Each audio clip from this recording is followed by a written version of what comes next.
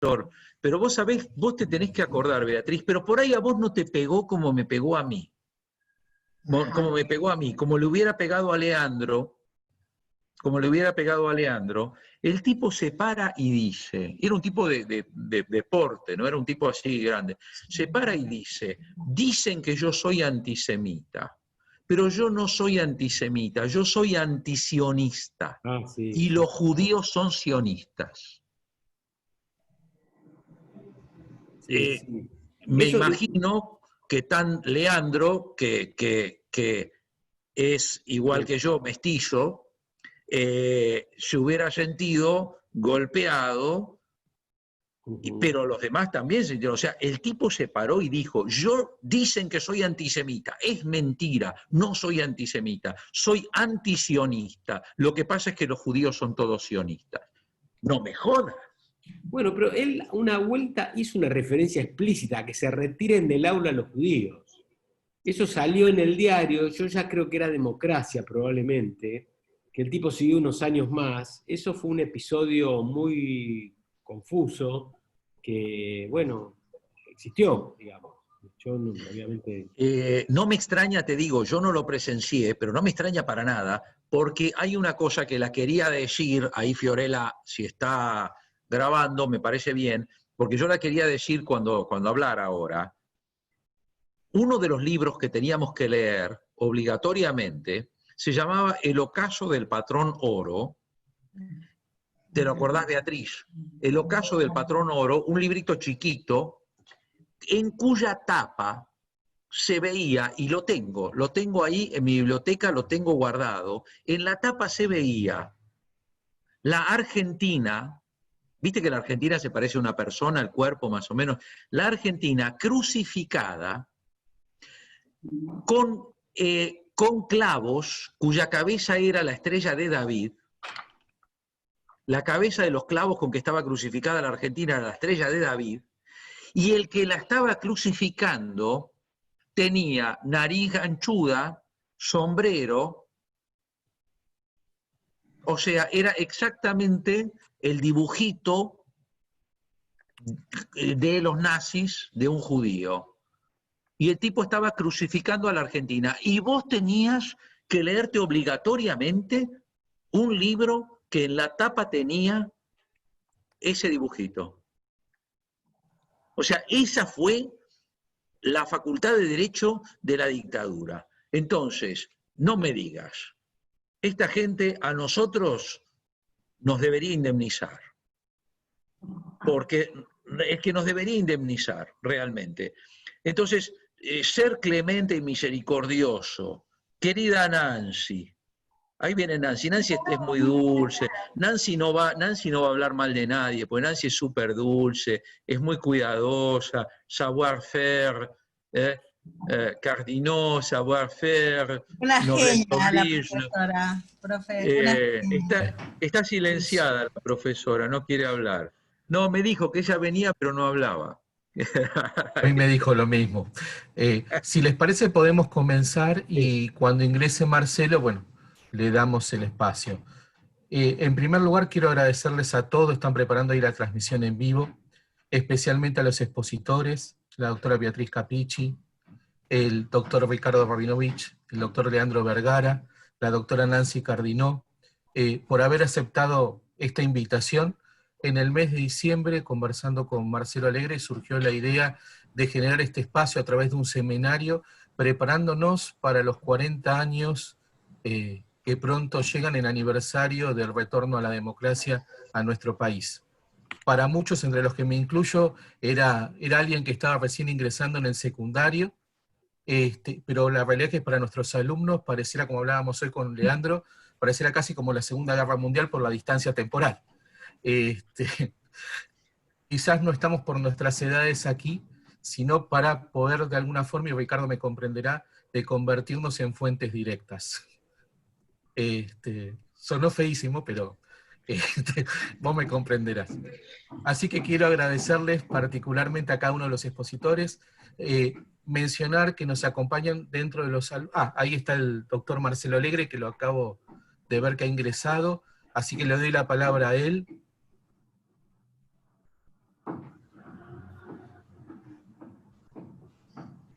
Muchísimas gracias, Juan Carlos, y buenas tardes a todas y todos.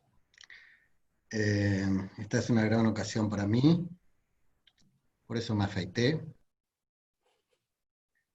Cuando tuvimos esa conversación con Juan Carlos el año pasado sobre este posible seminario, yo le comenté que sería de gran interés para la Cátedra Libre Estado de Derecho y Democracia Raúl Alfonsín, que esta temática se convirtiera en material de investigación.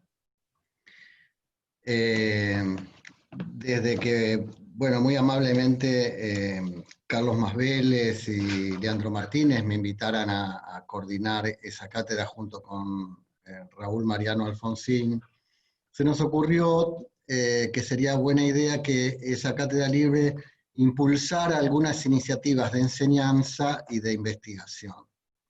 Por ejemplo, con la colaboración de Ricardo Gil Lavedra, hemos armado un CPO sobre el juicio a las juntas. Nos parece un tema que la facultad realmente se merece un proceso de reflexión e incorporarlo a su enseñanza, porque si uno piensa, no hay ninguna otra facultad tan vinculada a los jueces, a los fiscales del juicio a las juntas como la Facultad de Derecho de la UBA. Y realmente está junto con el juicio de Nuremberg entre los grandes juicios de derechos humanos de la humanidad, ¿no? Y bueno, y los juicios fueron el resultado de la decisión política de Raúl Alfonsín, por eso la importancia para esa cátedra. Y como director del Instituto Gioja, también me interesó mucho el foco puesto en la transición democrática, porque hay una vieja y noble tradición en la facultad y en el instituto de reflexionar en términos históricos sobre la propia facultad. Hay un seminario que tiene rango de resolución del decano, que es el Seminario de Historia del Derecho, que coordina mi viejo amigo Tulio Ortiz, y que va a estar muy activo en los próximos meses, porque la facultad está a punto de cumplir 200 años, ¿verdad? Entonces, por distintas razones, lo alenté a Juan Carlos a que siga adelante, le agradezco muchísimo, yo sé lo que implica tener un seminario. Nosotros cambiamos un poquito la política de los seminarios permanentes. Ahora un seminario es permanente si lo dice el tiempo, digamos. Un seminario que recién empieza no sabemos si es permanente o no. Nos gustaría que fuera un seminario permanente. Realmente apostamos a eso. Entendemos a los seminarios como incubadoras de investigaciones y publicaciones científicas, es decir, un lugar donde se discute material en borrador de lo que finalmente puede resultar en algo que se publica en una revista científica. Pero también los seminarios del Gioja tienen una característica, es que es un espacio de intercambio con toda la sociedad, dependiendo de los temas que se van discutiendo. Entonces, eso también marca un poco la idea de la investigación abierta a los que no son investigadores, pero que dependiendo de los temas pueden enriquecer muchísimo nuestras reflexiones. La transición democrática fue el Big Bang de la democracia. Ahí yo creo que radica el interés por teorizar y estudiarla, ¿no? Aplicar el método científico a entender las claves principales de la transición democrática. Y si la transición fue el Big Bang de la democracia, la facultad estaba bastante cerca del centro de esa explosión. Por muchas razones, porque el gobierno de Alfonsín fue un gobierno en el que todavía prevalecía la gran importancia de los abogados para ocupar cargos en el Estado, que después en los 90 se empezaría a abrir a otras profesiones. Entonces había mucho abogado en protagonizando esa instancia histórica, ¿no? Entonces algunos tópicos de interés que yo sugiero como para considerar en este seminario, ¿no? La estructura jurídica de la transición, es decir, la arquitectura jurídica de la transición. Yo creo que eso cruza mucho a los intereses de la facultad con los intereses, digamos, de estudios de la historia nacional. Los debates sobre la autoamnistía, la CONADEP, el juicio a las juntas, la profesora Mari Beloff, creo que ya se contactó con Juan Carlos, tiene ganas de poner un foco sobre la cuestión del juicio a las juntas, los derechos humanos en la transición, pensar decisiones como, por ejemplo, someter a la Argentina a la jurisdicción del Sistema Interamericano de Derechos Humanos, ¿no? Cómo esa cultura de los derechos humanos tuvo en la facultad desde el comienzo una resonancia y un impulso, ¿no? Desde la creación de la materia de derechos humanos, los programas, la participación en programas de derechos humanos, etcétera, etcétera, ¿no? Fue un Big Bang también para la facultad reformista, los años 83, 84. Los años de bullying, ¿no? A mí cuando me dicen, o se suele usar como argumento en teoría de la democracia, que es indeseable aquella vieja idea de los filósofos reyes, ¿no? Si alguien se imagina en serio la idea de un filósofo rey, ¿no? Creo que todos lo rechazaríamos, ¿verdad? Pero salvo con una excepción, yo pienso en Bulliin, que realmente fue como decano normalizador, tenía todo el poder de un monarca, y era un filósofo, venía de la filosofía del derecho, ¿no? Y en esos pocos años de decanato hubo una impronta pedagógica que todavía subsiste hasta hoy, que me parece también que sería interesante reflexionar sobre eso, ¿no? Algunas poquitas cosas que menciono. La decisión de llevar a cabo juicio académico a los profesores autoritarios o directamente nazis que había en la facultad. La anulación de los concursos de la dictadura, que para generar nuevos concursos donde quienes estaban apartados de la universidad o exiliados pudieran participar en pie de igualdad. Eso era la llamada ley Stubrin. Yo recuerdo que por haber leído la biografía de Juan Carlos Agulla, que fue el primer director del Gioja, él al mismo tiempo que dirigía el Gioja fue interinizado, se dejó sin efecto el concurso que él había ganado durante los últimos años de la dictadura. O sea, también hubo como víctimas o personas afectadas, quizás no con toda justicia, ¿no? Como pasa con toda norma general, ¿no? Bueno, la normalización de la facultad, hacer que todos los claustros eligieran sus representantes, los concursos, una organización muy rápida de concursos para cubrir los cargos de titular y adjunto. Algo que excedía a la facultad, pero que fue el CBC, que fue algo muy importante en aquel momento, muy importante porque resolvió el problema de la falsa dicotomía entre acceso irrestricto o acceso restringido, de una manera, yo creo, inteligente, porque permitió una instancia de equilibrar o balancear conocimientos entre estudiantes que vienen de una secundaria de distintas calidades, pero sobre todo esto era algo que yo me acuerdo que Carlos Nino repetía mucho, porque el CBC él lo entendía, o muchos lo entendían como el primer paso para algo parecido al college norteamericano, es decir, una educación universitaria más generalista y que evite esto que muchos veían y seguimos viendo como una locura, que es exigirle a un chico, una chica de 17 años que decida si quiere ser abogado, médico, etc. Entonces, la idea de una formación universitaria general y postergar un par de años la decisión profesional. Bueno, todos esos son como grandes innovaciones de la época. El Plan Nuevo, que se impuso en esos años, que se llama Plan Nuevo y es del año 84, 85, y todavía se sigue llamando Plan Nuevo, y yo creo que justificadamente, porque sigue siendo un plan increíblemente innovador. Hoy, a 40 años, no hay facultad de Derecho en el mundo que tenga la cantidad de materias electivas que tiene el Plan Nuevo, que estableció el Plan Nuevo. En aquel momento fue totalmente innovador, y eso implica una gran apuesta a la adultez y la madurez de los estudiantes, La idea de que los estudiantes pueden armarse su recorrido de formación abandonando la idea de que el derecho es memorizar un conjunto determinado de normas.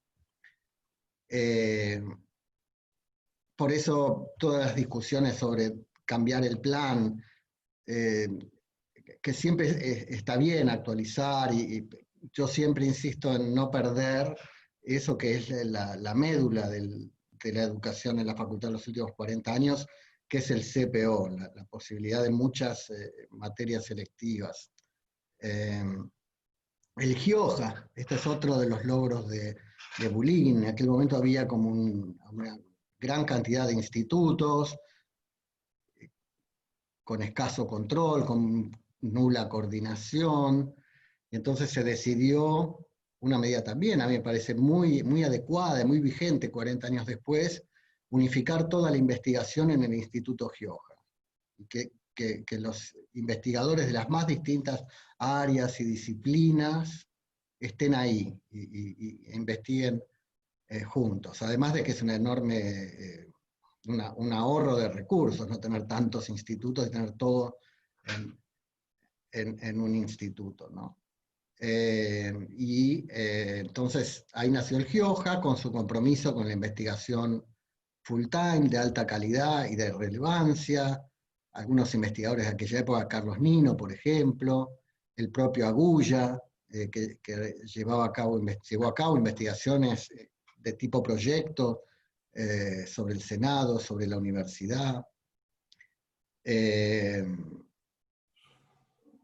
También uno de los vicedirectores en aquellos primeros años era Luis Moreno Campo, que estuvo muy involucrado en el juicio de las juntas. Entonces, como ven ustedes, se van como superponiendo y entrecruzando de maneras muy interesantes, ¿no? La historia de la facultad y la historia del país. Y además, por último, fue un gran Big Bang de la dirigencia política de los últimos años a través de la dirigencia estudiantil, porque me parece que hoy a 40 años es muy interesante analizar los debates, las tomas de posición de los dirigentes estudiantiles, pues tienen un interés en sí mismo, pero además porque es el primer paso de la historia del parte muy importante de la dirigencia política de los últimos 30 años, ¿no? Ahí hay que consultar a los que saben, porque yo no tengo militancia universitaria.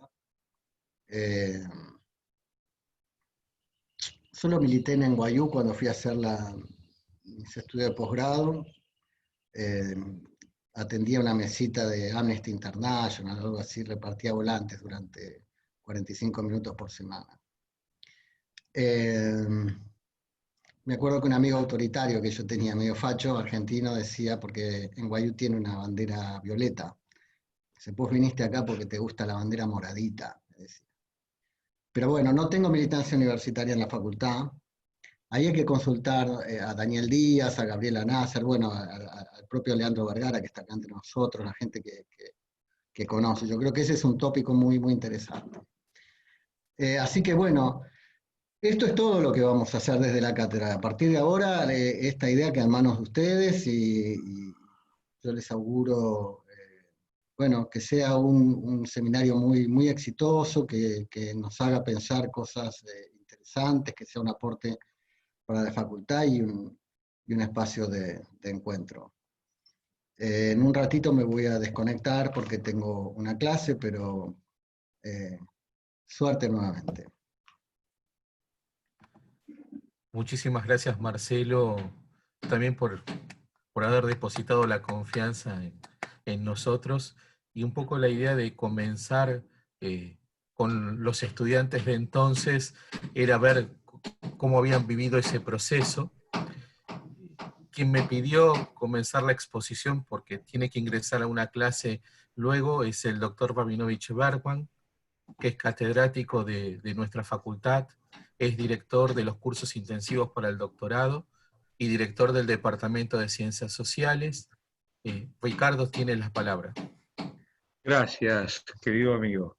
Bueno, ante todo, quiero decir que no estoy solamente por mí, sino también representando al Departamento de Ciencias Sociales, que brinda y se compromete a dar todo el apoyo posible a esta iniciativa, especialmente honrado por el hecho de que sea el querido y brillante profesor doctor Juan Carlos Frontera, que es profesor del departamento, el que ha tomado la iniciativa y lleva la dirección de esta idea. Así que, Departamento de Ciencias Sociales presente, primero y fundamental. Segundo, felicitar una vez más a mi querido amigo, el profesor doctor Marcelo Alegre, que también aparte ha dado clases y espero que vuelva a darlas en el programa de cursos intensivos válidos para el doctorado, por llevar adelante y fomentar y auspiciar iniciativas tan buenas y tan fructíferas como esta en la que estamos.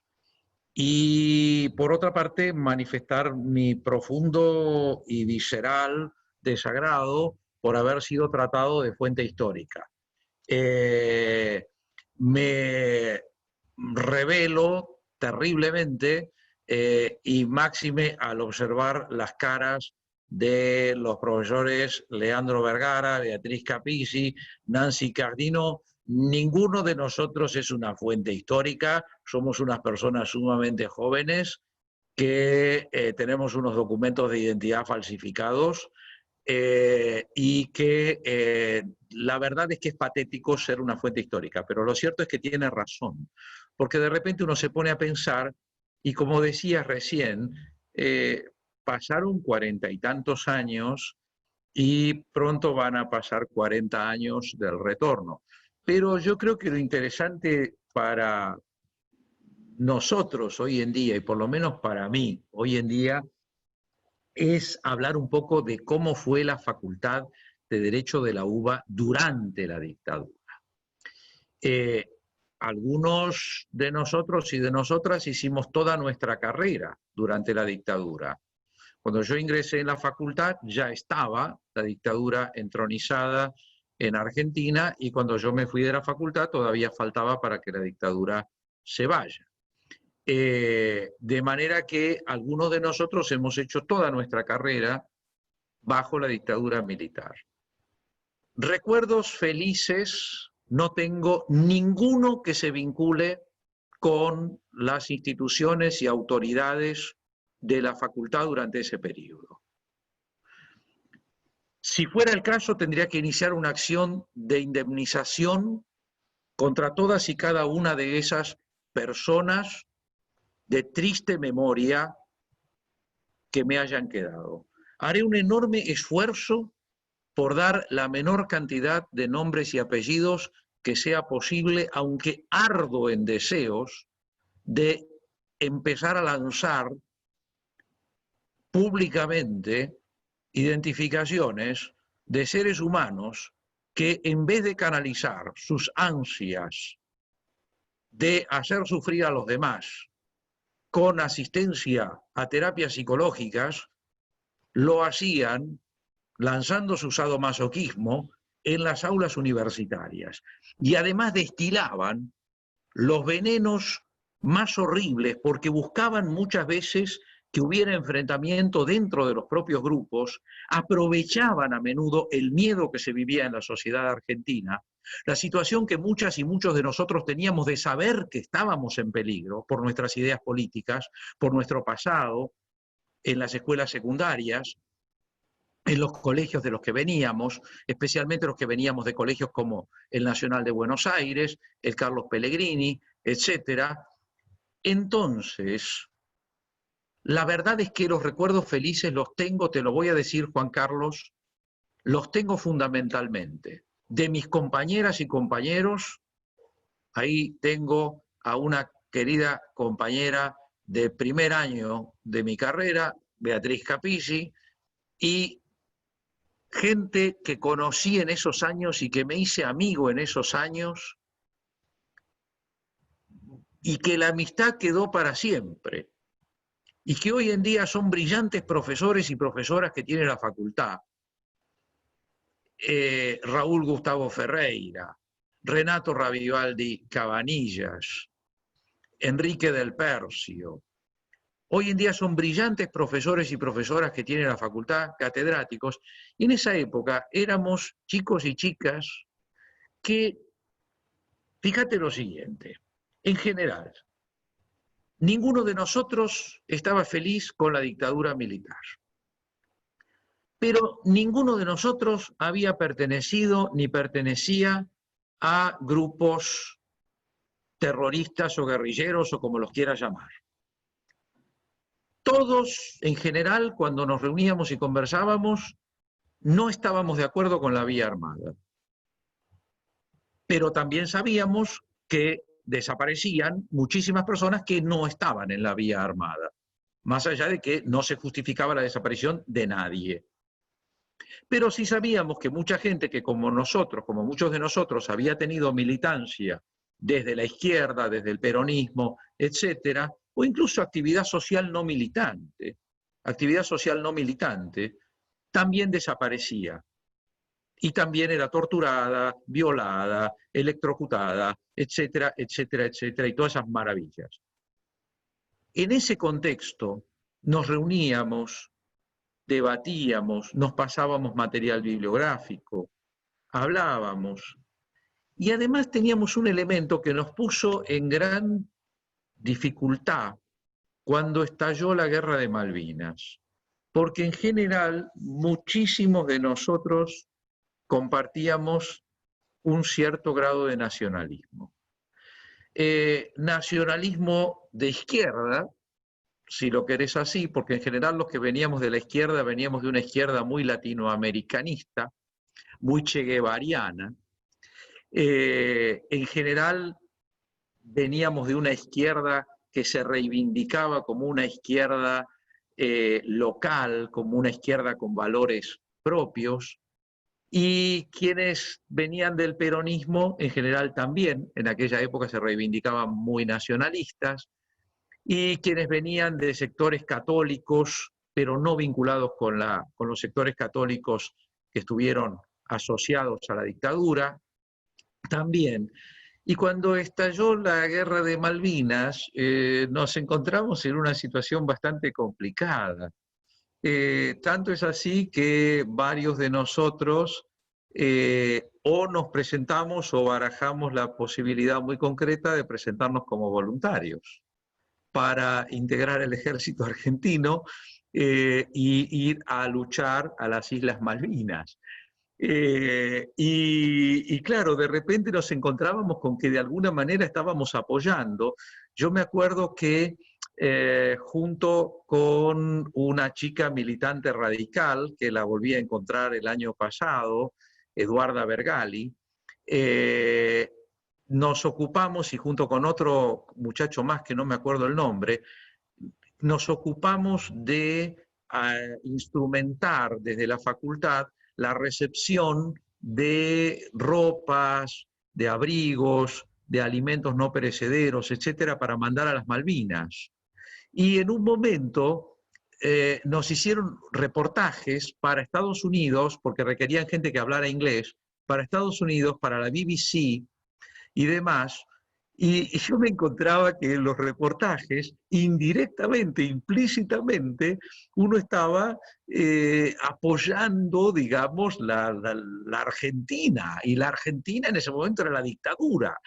Pero era una situación muy complicada, porque en general éramos bastante nacionalistas.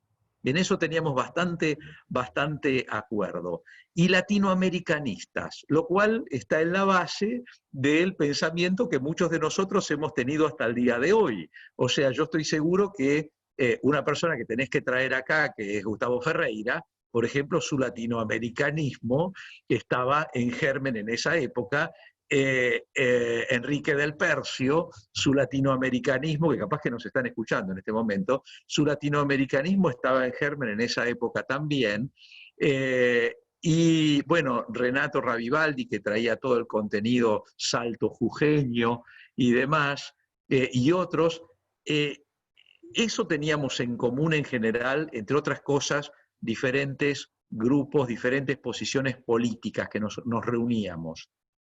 Mi sensación principal cuando ingresé a la Facultad de Derecho dictatorial era que habíamos sido, y yo sé que lo que voy a decir no me va a traer amigos, pero mira, ya pasó mucho tiempo y las cosas ya no son como en esa época, gracias a Dios. Y lo voy a decir con todas las letras.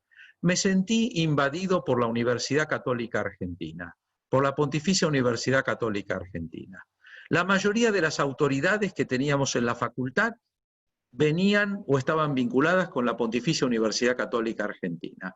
La mayoría de los profesores que gozaban de poder tenían que ver con la Pontificia Universidad Católica Argentina y, por otra parte, florecieron los crucifijos en la facultad. Los despachos tenían crucifijos, veías crucifijos por muchas partes. Uno realmente no sabía dónde había quedado nuestra historia de facultad laica, porque la verdad es que la facultad parecía una facultad católica. Teníamos crucifijos por todos lados. Había profesoras y profesores, y recuerdo particularmente a una profesora, cuyo nombre no voy a decir, porque además es una persona muy agradable, que en las clases hacía reclutamiento para su iglesia. En las propias clases había ese tipo de cosas. Eso es algo que me impactó. Me impactó porque yo venía del Nacional de Buenos Aires y se me había incluido y metido, soy hijo y nieto de Universidad de Buenos Aires, y mis dos abuelos egresaron de la Universidad de Buenos Aires, de la Facultad de Derecho de la UBA, mi padre egresó de la Facultad de Derecho de la UBA, y se me había hecho sentir desde chico que la Universidad de Buenos Aires era laica y que era militantemente laica. Entonces entrar en la Facultad de Derecho y encontrarme crucifijos por todos lados me resultaba una cosa bastante rara, bastante incómoda. En general, lo que puedo decirte que sacaría como elemento central de todo ese periodo es la esquizofrenia. O sea, en la calle aparecían los Falcon Verdes y te chupaban y desaparecías, te torturaban, te violaban, te mataban, robaban a los chiquitos, etcétera, etcétera. Vivías con un miedo pánico, vivías con un miedo pánico. En la facultad no pasaba nada. Los profesores venían y te enseñaban derecho constitucional y te decían el artículo tal de la Constitución dice tal cosa, el artículo tal de la Constitución dice tal otra. O sea, estos tipos no se habían enterado que estábamos bajo una dictadura militar, que estaba desapareciendo gente, que estaban torturando gente, que todos nosotros teníamos amigos y amigas torturados, torturadas, violadas, electrocutados, desaparecidos, etcétera, que muchos de nosotros nos habíamos tenido que ir a la clandestinidad, a escondernos por algún tiempo. Algunos se habían tenido que ir del país, algunos no habían podido volver. Y los profesores no se habían enterado, Juan Carlos, no se habían enterado, nadie les avisó, nadie les mandó una carta documento avisándoles lo que pasaba en Argentina, ¿me entendés? Entonces, en esa época se entronizó en la facultad el estudio de las leyes. Porque cuando vos estudiás las leyes, eso es aséptico y no es peligroso, Juan Carlos, no es peligroso, porque las leyes son las leyes. No muerden, no atacan, no traicionan. El texto de la ley es un estudio que no trae problemas y se echó de la facultad a la realidad social, Juan Carlos. Se echó a la realidad social. Se echó el estudio de la sociedad, se echó el estudio de la realidad que había, porque la realidad que había mostraba que lo que se estaba enseñando en la facultad era mentira. Entonces había que impedir con barricadas, con diques, que la realidad social ingresara en la facultad. Entonces se estudiaba la ley y cuando se estudiaba filosofía se tendía a buscar abordajes filosóficos que no tuvieran que ver con la realidad social. Por ejemplo, abordajes iusnaturalistas arcaicos, porque, por cierto, no eran abordajes. Aparte, fíjate una cosa, vos sabés que el iusnaturalismo tiene una muy clara vertiente revolucionaria. De hecho, por ejemplo, la Revolución Cubana tuvo una muy clara base iusnaturalista, que incluso se ve en Fidel Castro muy claramente y posiblemente en la base que vos me vas a entender muy bien como egresado de El Salvador, una base jesuítica, muy clara. Bueno, no era ese iusnaturalismo, Juan Carlos, el iusnaturalismo que había en la facultad. Era el iusnaturalismo de sacristán, el iusnaturalismo de mal catequista, que te hablaba de que, bueno, el ser humano viene dotado de tal cosa y tal cosa. Por supuesto, no había posibilidad de un análisis filosófico crítico. Jamás. Y esto a mí me parece que generó un daño muy grande en toda una cantidad de gente que estudiamos en la facultad en ese momento. Yo salí despavorido, yo huí despavorido, Juan Carlos, yo huí despavorido, me fui a la Facultad de Filosofía y Letras.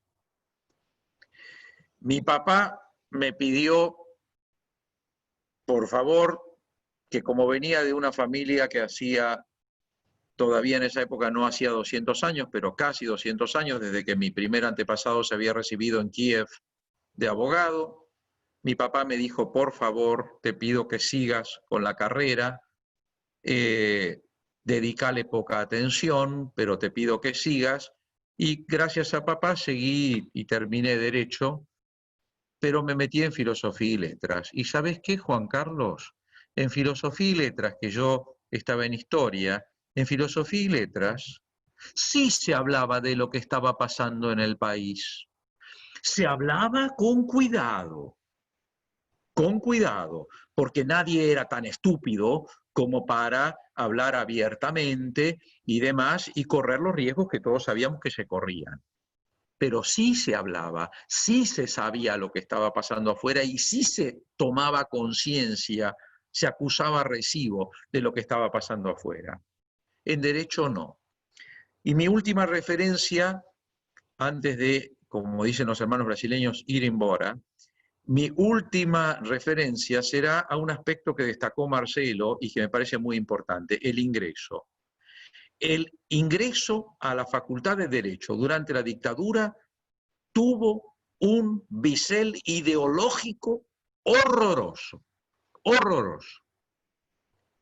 Filosofía del derecho, que se daba con un nombre medio raro, como una de las 3 materias para ingresar a la Facultad de Derecho, era adoctrinamiento de iusnaturalismo para pavotes. Porque no era adoctrinamiento de iusnaturalismo a un nivel Renato Ravivaldi, que es iusnaturalismo para gente pensante. No, iusnaturalismo para imbéciles. Luego, historia, que era algo así como historia de las instituciones o una cosa por el estilo, era ¿por qué la Argentina es un país inviable que va de tiranía en dictadura y de dictadura en tiranía?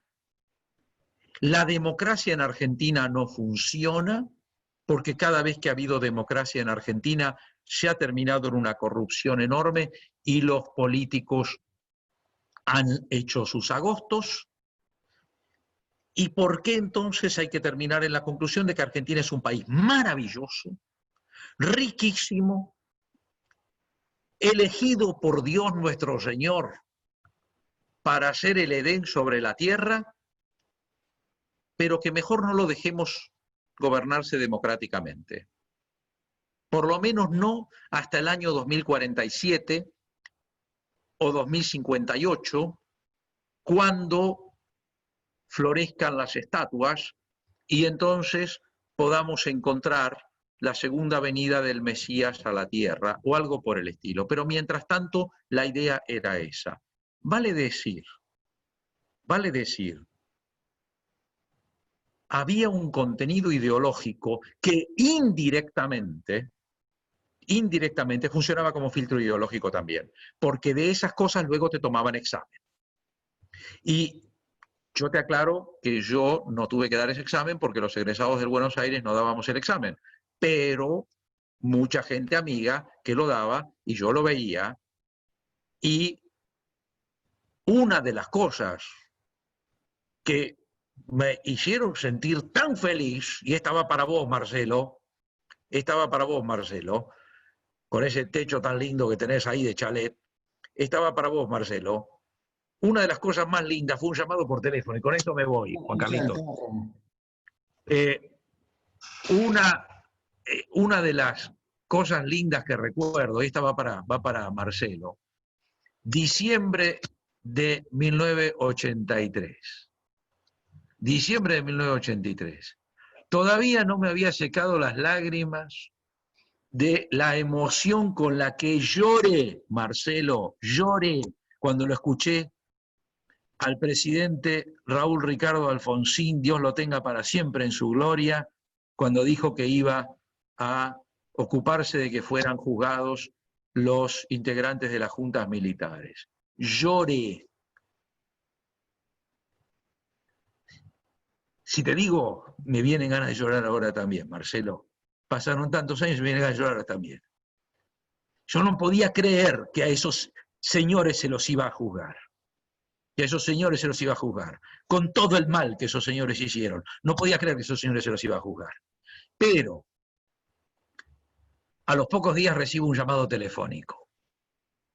Yo era un nene, Juan Carlos, era un nene. Y recibo un llamado telefónico. Hacía poquito que me había graduado en la facultad.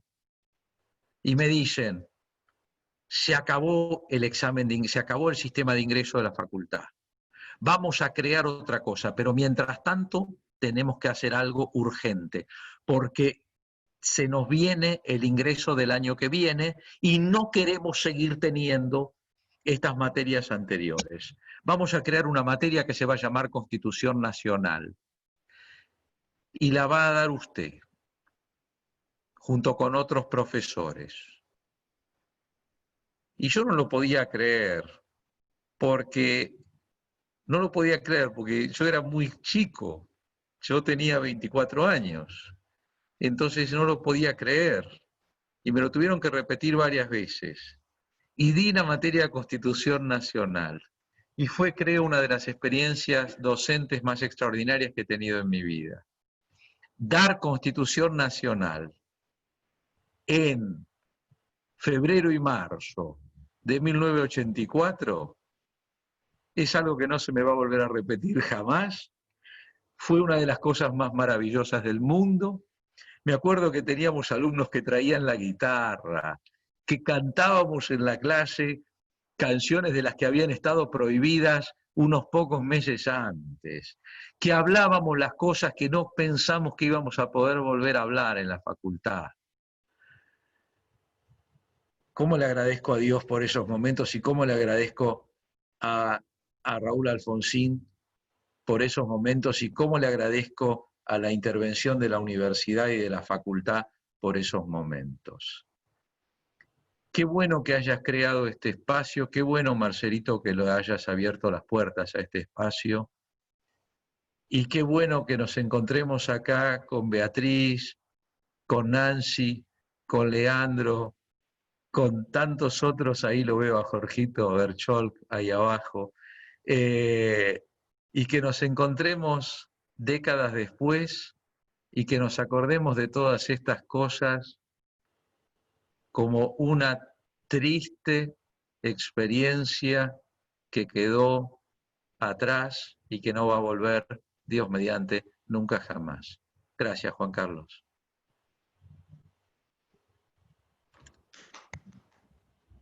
Ricardo, antes de dar lugar al siguiente expositor, quiero decir que tengo dos emociones no muy científicas.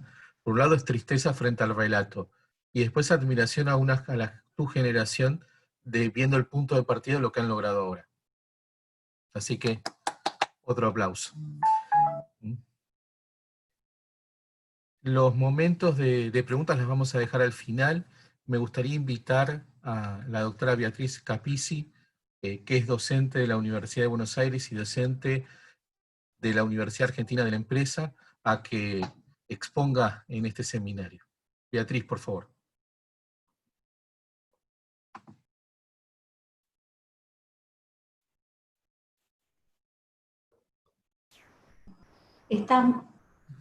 No te escuchamos, Beatriz. Tenés que habilitar el micrófono, por favor. No interrumpir, digamos, la conversación, pero ya estoy con ustedes. Ante todo, muchas gracias, doctor Juan Carlos Frontera, por su introducción. Obviamente que hago extensivo mi agradecimiento al Instituto Gioja, al Departamento de Ciencias Sociales y a la Cátedra Libre, Democracia y Estado de Derecho Raúl Alfonsín, que han organizado y hecho posible este evento. Constituye una gran satisfacción ser parte de este panel y poder compartir con ustedes algunas reflexiones en relación a los cambios observados en la vida universitaria a casi 40 años del retorno a la democracia. Las diversas perspectivas desde las cuales podríamos abordar el tema, obviamente excederían el marco de este encuentro.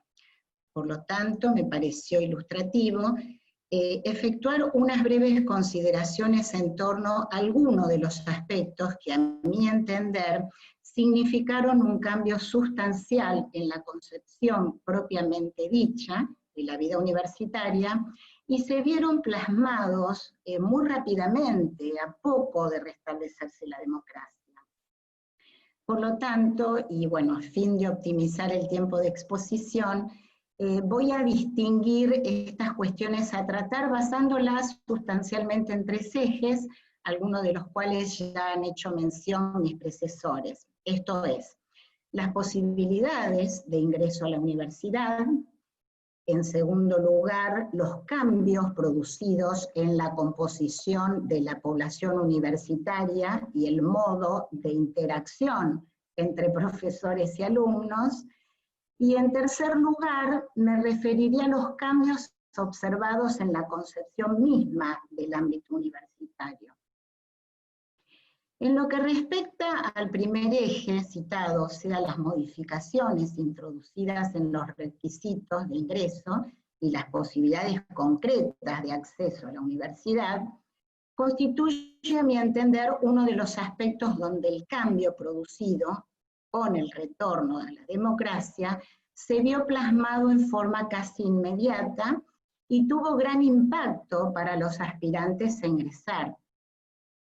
Todos recordamos, y bueno, el doctor también Rabinovich ha hecho referencia, que en 1978 el ingreso a la universidad estuvo limitado por los cupos asignados a cada facultad, los cuales, por cierto, eran bastante escasos en relación a los inscriptos. Para quienes habíamos decidido entonces continuar con nuestros estudios universitarios, ello generaba, sin lugar a dudas, cierta preocupación e incertidumbre, pues la posibilidad de no poder sortear con éxito el examen habilitante significaba cuanto menos la pérdida del año lectivo. Circunstancia, obviamente, que podía repetirse, y ello no solo como consecuencia de no alcanzar el puntaje necesario, sino que aún alcanzando la aprobación, el ingreso podía ser postergado nuevamente, pues las vacantes se cubrían a su vez por nota obtenida. Esta evidencia, digamos, o esta vivencia personal, no significó solo una percepción, digamos, personal. Por el contrario, y al solo título ilustrativo, de conformidad al relevamiento de datos efectuado, consta que para el año 1978 se asignó un cupo total de 12.380 vacantes para 40.075 aspirantes. la asignación de cupos mencionada acarrió, entre otras consecuencias, que muchos de los aspirantes desistieran finalmente de continuar sus estudios. Esta situación comienza a revertirse justamente a partir del restablecimiento de la democracia, cuando se designa la intervención normalizadora a cargo de Francisco de Lich como rector. Como consecuencia de ello, días antes de la asunción presidencial del doctor Alfonsín, Alconada Aramburu, en su carácter de ministro de Educación y Justicia de la Nación, adelantaba algunos lineamientos establecidos como primera medida la destitución de los cupos y los aranceles establecidos durante los años anteriores. Esta reflexión que hizo justamente el doctor Rabinovich cuando muy contento recibió un llamado telefónico y le hicieron saber de esta noticia. De este modo, en 1985, se habilita el ingreso irrestricto, estableciéndose, como también mencionaban mis predecesores, un ciclo básico común para todas las carreras.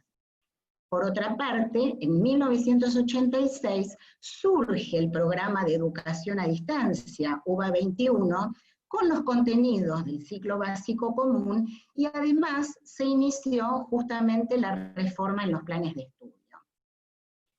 Todo lo expuesto, sumado a la apertura de nuevas unidades académicas, como la Facultad de Psicología en 1985 y la de Ciencias Sociales en 1988, entre otras, plasmó un incremento sostenido de ingreso de estudiantes.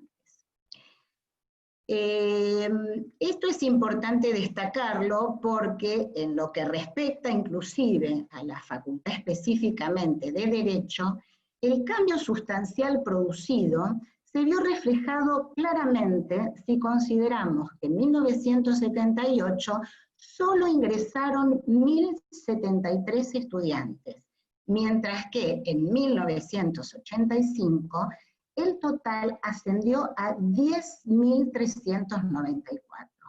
Es decir, a poco más de un año de restablecimiento de la democracia, el incremento producido de ingresos estudiantiles fue más del 500%.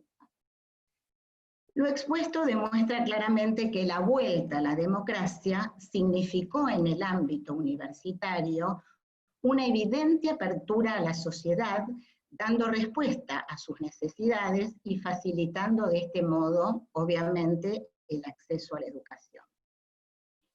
En cuanto al segundo eje temático propuesto, es decir, a los cambios producidos en la composición de la población docente estudiantil por un lado, y el modo de interacción profesores-alumnos por otro, también se han producido cambios interesantes y avances que considero también oportuno señalar y al que brevemente también ha hecho referencia el doctor Rabinovich. Al respecto, me resulta ilustrativo también citar un artículo titulado Mujeres en la UBA, de autoría de la ex decana de esta facultad, la doctora Mónica Pinto, donde señaló que la mayor cantidad de estudiantes y docentes mujeres, respecto de la cantidad masculina, no se veía reflejada en la misma proporción en los cargos de docentes titulares, que obviamente estaban mayoritariamente cubiertos por varones. La diferencia se acentuaba aún más si se analizaban los cargos de gestión. Sin embargo, el regreso justamente a la democracia posibilitó también revertir este proceso, y a poco de iniciado esta nueva vida universitaria, en 1986 fue electa la primer mujer decana de la UBA, Juana María Pasquini, en la Facultad de Farmacia y Bioquímica, seguida por la designación de la decana Sara Slaptak en la Facultad de Psicología, por mencionar solo algunos ejemplos. Ello demuestra también que el regreso a la democracia receptó de manera favorable las cuestiones de género y permitió el desempeño de la mujer en algunos cargos que hasta entonces no había tenido acceso. Otro aspecto interesante a destacar es el cambio en el modo de interacción entre docentes y alumnos y su impacto en la adquisición de conocimientos. Para aquellos que transitamos esta facultad durante los años 1978 y 1983, recordamos que los docentes de entonces se dedicaban a enseñar con un modo más bien rígido y estructurado, con una clara impronta de clase magistral. A partir de 1984 se produce una modificación en los criterios de enseñanza, los cuales se traducen en el cambio, el desarrollo de aprendizaje y en la generación de conocimiento, entendido como resultado de un proceso de construcción. En este sentido, el regreso a la democracia posibilitó el establecimiento de una relación menos distante y más fluida con los alumnos y permitió una dinámica áulica más participativa y reflexiva, en donde obviamente la libertad de expresión, la autonomía en la manifestación de ideas y la posibilidad de implementar permanentes debates se tradujo claramente en mayor y mejor producción de pensamiento genuino. En relación al último eje temático propuesto, es decir, respecto de los cambios producidos en la concepción propiamente dicha del ámbito universitario, a mi modo de ver, ha sido otro aspecto que ha marcado una significativa transformación desde el retorno a la democracia. En efecto, la incorporación de diversas actividades de extensión universitaria han puesto de manifiesto el propósito de la UBA de posibilitar una formación profesional integral, ampliando inclusive su proyección a la comunidad nacional e internacional. En este sentido, se observa que en 1984 nació el Centro Cultural Rector Ricardo Rojas como parte de la Secretaría de la Extensión Universitaria de la Universidad de Buenos Aires, dando de esta manera apertura a varios programas de capacitación de diversa índole. En lo que respecta a la Facultad de Derecho, este cambio se ha visto plasmado en concreto en la nueva fisonomía adquirida en el Salón de Pasos Perdidos. Allí todos hemos podido observar que el retorno a la vida democrática lo ha convertido en un centro de exposición artística, donde se llevan a cabo muestras de pintura y escultura, constituyendo un espacio cultural de formación integral, no solo para los estudiantes, sino para la comunidad en su conjunto.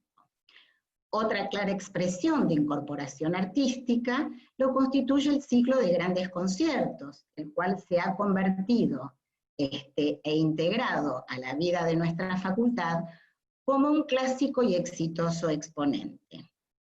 Si bien en 1949 la Facultad de Derecho comenzó a dedicar un espacio a la música sinfónica, es desde el año 1985 que retoma su frecuencia semanal los días sábados. A partir de 1999, nuestra facultad ha contado con la presencia de grandes orquestas nacionales e internacionales y la participación de prestigiosos artistas, entre ellos, como muchos recordarán, Marta Argerich, Daniel Barenboim, Zubin Mehta y Franz Paul Decker, que han hecho acreedora a esta facultad de la mención especial de los premios CONEX 2009. Para finalizar, y luego de haber dado una impronta sobre esta situación amplia y quizás con una perspectiva distinta, para finalizar, repito, quisiera concluir con unas breves reflexiones. La democracia, concebida básicamente como una forma de organización del Estado, donde las decisiones colectivas son adoptadas por la mayoría del pueblo, lleva implícita las ideas de libertad e igualdad. Estas premisas esenciales para el desarrollo de la vida de las personas en general y de la vida universitaria en particular, se han puesto claramente de manifiesto a lo largo de la mirada con que he tratado de abordar estos tres ejes expuestos, donde también ha quedado plasmada la nueva orientación académica de la UBA, privilegiando siempre la excelencia educativa y el prestigio nacional e internacional de una universidad que nos enorgullece cada día. Que estos logros alcanzados no signifiquen la concreción de una meta, sino el comienzo de un camino a transitar que ha sido reiniciado hace casi 40 años. Podemos ciertamente mejorarlo, pero sin lugar a dudas debemos continuar con la senda emprendida, con la firme convicción que la democracia es el camino a seguir. Muchas gracias. Muy bien. Muchísimas gracias, Beatriz. Vamos a dar al final un espacio para preguntas, pero tu exposición me llevó a pensar en universidad y sociedad, universidad y proyectos personales, movilidad social. ¿Cuántos deberes tiene la universidad frente a la comunidad? Muchísimas gracias, Beatriz. Y vamos a dar lugar al doctor Leandro Vergara, catedrático de nuestra facultad y director del departamento de posgrado. Leandro. Bueno, muchas gracias, Juan Carlos, gracias por la invitación, por la iniciativa, también a Marcelo Alegre, desde luego, porque está iluminando con el Instituto Gioja todo lo que se está haciendo, y eso está muy bien, y te agradezco, Marcelo, de verdad, que apoyes. También, desde luego, con la cátedra Raúl Alfonsín, que ya al solo mencionar la cátedra, el nombre que tiene, ya emociona. Así que, bueno, gracias de nuevo. Bueno, también les agradezco a mis expositores, a Ricardo y a Beatriz. En el caso de Ricardo, porque mencionó una facultad que evidentemente sí vivía. Hay un testimonio en la facultad que expresa lo que contaba Ricardo. Es decir, podemos ver incluso lo que está en la planta principal, donde están los nombres de los estudiantes desaparecidos en ese proceso. Es decir, o sea, no hay duda que la Universidad de Buenos Aires y la Facultad de Derecho vivieron momentos muy difíciles. Le agradezco a Beatriz, por supuesto, los datos el trabajo que se tomó en compartir con nosotros las estadísticas. Eso significa que preparaste esta exposición, y para mí es muy grato haberte escuchado y haber enterado, digamos, con precisos números de cómo era la composición de los estudiantes antes y después del ingreso. Está muy bien, porque una cosa es decirlo y otra cosa es tirar las estadísticas. Muchas gracias. En mi caso, bueno, yo podré dar testimonio de una facultad. Hoy la facultad es distinta, hoy tenemos muchas facultades en la facultad. Veo a todos mis amigos, colegas ahí, profesores ya con amplia experiencia, con muchos años algunos, no tantos, pero todos compartimos distintas facultades. Si tuvimos que describir hoy cómo es la facultad hoy, estoy seguro que la que describiría Nancy es distinta de la que, bueno, no sé si tanto, pero ligeramente diferente de la de Jorge Berchol me refiero en este caso, o Ricardo. Es decir, cada uno vive una facultad distinta, quizás porque es muy grande. Entonces, ¿qué ocurre? Nuestra facultad, siempre yo digo lo mismo, tenemos la mejor facultad, una facultad relativa, media, y tenemos algunos espacios de la facultad que desean mejorar, para no decir una parte que no es tan buena. Esa es la facultad nuestra hoy. El hecho de que haya muchas facultades es normal, porque es muy grande. Bueno, lo mismo sucedía antes del 83. Había una facultad muy grande, y cada uno la vivía de un modo distinto, porque desde luego cada participación, el militante político proscripto la viviría de una manera, por supuesto, el estudiante ocasional, que no comprende la diferencia entre el naturalismo y el positivismo, no comprende la relación entre el nazismo y un naturalismo, no comprende la relación entre un positivismo muy democrático, apegado a las formas, y otro positivista formalista que no existe, dicho sea de paso, no existió nunca, excepto el formalismo extremo. Me estoy metiendo en temas diferentes, pero quiero contarme mi testimonio. Mi testimonio es haber sido un estudiante que iba a la facultad, que terminó la secundaria en el año, qué horrible, 76 creo que terminé, 77, 76, por ahí terminé el colegio, y comenzó la facultad en un periodo de dictadura y terminó en la democracia. O sea que yo soy, digamos, un estudiante que transitó el cambio. Yo era el típico estudiante que no tenía ningún contacto con la facultad. O el contacto con la facultad era el siguiente. Nosotros teníamos un plan de 28 materias. 28 materias que se podían dar libres. De las 28 materias, yo di 25 libres. 27 libres. Creo que cursé 2 materias, de esas que uno se podía anotar. O sea que desconozco, bueno, la escuelita no la viví, porque yo soy del plan anterior, o sea que no hice esa facultad. Y la lógica, que quizás esto sí puede ser de interés, los testimonios no son siempre de interés. Lo que yo entiendo que puede ser de interés es que había una lógica de los exámenes. Es decir, los profesores, cuando hablaban entre ellos, y yo eso lo viví, digamos, por los años, por encontrarme con profesores antiguos, los profesores no hablaban de sus aulas, de sus clases. Al revés de lo que hacemos nosotros hoy. Nosotros hoy casi no hablamos de los exámenes. Más aún, para nosotros los exámenes son, bueno, dolores de cabeza, cosas marginales, cosas que en general a un profesor que le gusta dar clases no le interesa tanto evaluar, corregir, esa es otra tarea. Pero no era esa la vida de la facultad ni de los profesores antes. Había toda una tradición de cómo se evaluaba. Y yo recuerdo las mesas libres eran tremendas. Recuerdan que las aulas, bueno, todas tenían, algunas las conservan, ¿no? Tenían ese taburete, digamos, donde estaba el profesor, el tema de la bolilla, todo el ritual de ir a la capilla. Yo supongo que, bueno, la mayoría de los presentes no los veo tan jovencitos, o sea que sospecho que todos saben qué es la capilla. Pero por subir a un joven, la capilla era un lugar que uno tenía que esperar con 2 bolillas que a uno le daban, para elegir cuál de las 2 tenía que comenzar. Era un momento tremendo. Ya ahí uno había dejado los libros y se sometía, digamos, al albur de lo que seguía. Seguramente muchos o algunos se acuerdan de ese momento. ¿Y qué les puedo decir? La relación era del libro, es decir, yo chequeaba cuando había una mesa libre, me anotaba, 15 de abril, y más o menos por el 15 de marzo, un mes, yo dije, bueno, un mes es un buen tiempo, ¿cuáles son los libros? Entonces estudiábamos, bueno, por los libros, ¿no? No existían. Después vinieron los manuales, Torres Neuquén y todas esas cosas.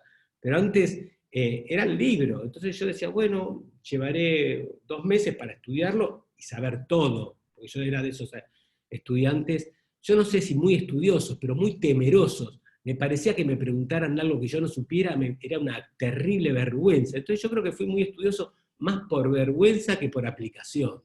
Porque no soportaría que me dijeran, ¿y sabe esto? Bueno. Y había una cosa tremenda en cómo se tomaba, la manera en que uno tenía que exponer, la forma muy autoritaria de preguntar. Esas mesas libres eran realmente tremendas. Y ocurría algo que en mi caso me beneficiaba. Saben que mi apellido empieza con la B corta. La B corta es casi al final del abecedario. De manera que yo iba a mis exámenes después de haber concurrido en ocasiones durante una semana o 2 semanas.